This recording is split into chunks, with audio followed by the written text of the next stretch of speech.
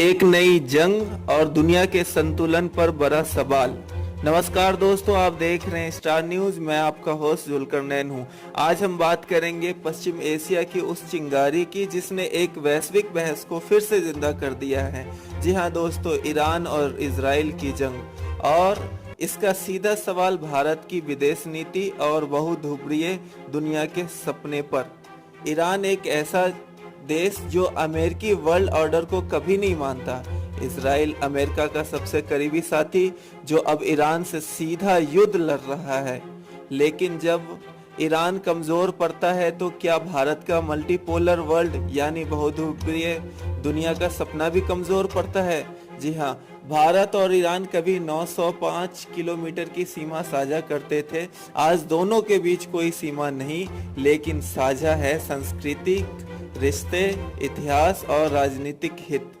1950 में भारत ईरान के राजनयिक संबंध शुरू हुए। 1933 तक दोनों देशों में 16 साल तक कोई उच्च स्तरीय दौरा नहीं हुआ और फिर भारत ने 1992 में इजराइल से संबंध बनाए और 1993 में प्रधानमंत्री नरसिम्हा राव ईरान पहुंचे।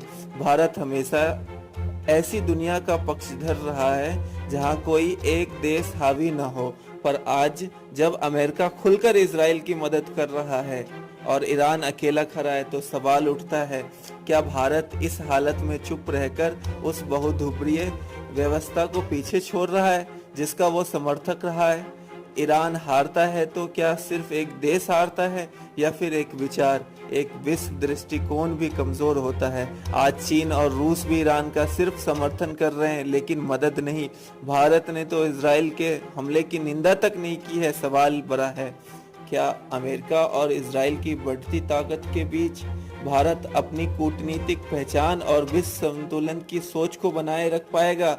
रही बात ईरान की, तो इतिहास गवाह है, जब भी यह दवा है उसने वापसी जरूर की है, लेकिन क्या इस बार यह वापसी होगी? और अगर नहीं हुई तो भारत के वैश्विक सपने का क्या होगा? आप देखते रहिए स्टार न्यूज, जहां हम केवल खबर नहीं दिखाते बल्कि उसके पीछे की सच्चाई और असर भी सामने लाते हैं।